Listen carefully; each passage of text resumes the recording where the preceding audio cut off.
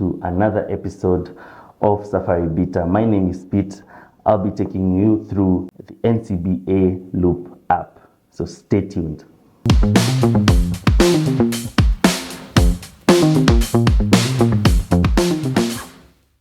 So first things first is, how do you sign up?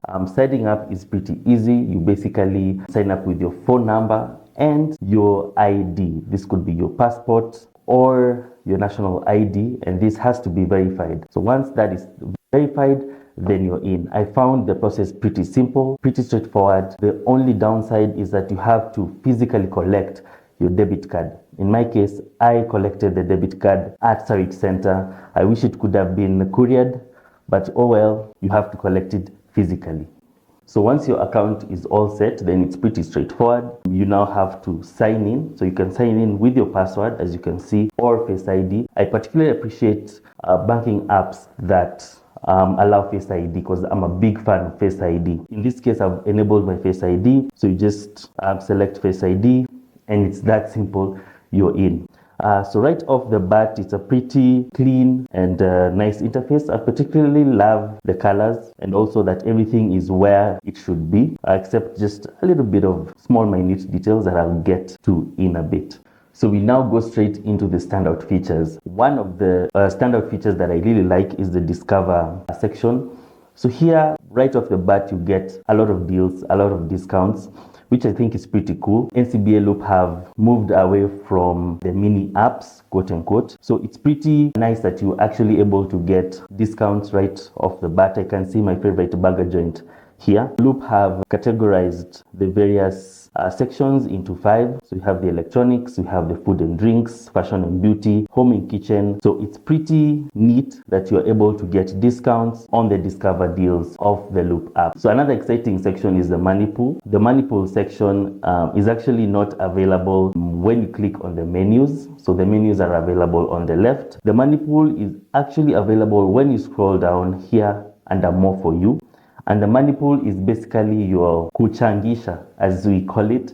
It's a pretty neat section because you're able to start a fund, you're able to share a link with your friends, with your relatives, and anybody is able to fund your campaign. So whether it's a birthday, whether it's a medical bill, whether it's school fees, you're able to actually fundraise, which is a pretty neat functionality. So as you can see, I've already set up a test campaign over there. And with this link, I'm able to share right across my contacts, so which is pretty good. So another interesting feature is the Loop Rewards. So on the Loop Rewards, you just click on the menu and you go to the Loop Rewards. So the Loop Rewards is basically a gamification feature, and you earn points when you use the Loop app. So as you can see, I have 705 points. So I need 10,000 points to move to the next step. It's not clear what the next rank is. So if you click on challenges, it shows a blank slate. So I don't know whether this is work in progress. When you click on tier rank and benefits,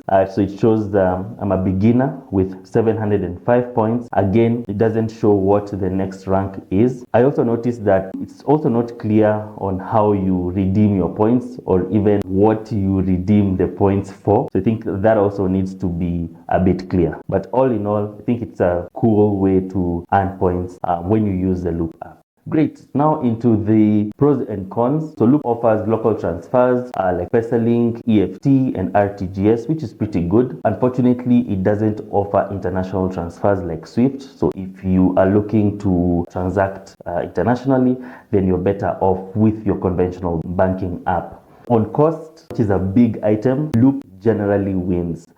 For example, sending 500 shillings to M-Pesa costs about 5 shillings on Loop versus 11 shillings on other apps. So transfers within Loop are free or capped low. Right. So my verdict, Loop is excellent for digital savvy, cost-conscious users who live on mobile and want low-cost everyday transfers. So if you're transacting locally, then Loop is for you. If you're doing international transfers, then I think you're better off with your conventional banking apps. And that is all from me today. Thank you for watching Safari Beta. Join me next time as we explore more apps on the African digital landscape. Goodbye.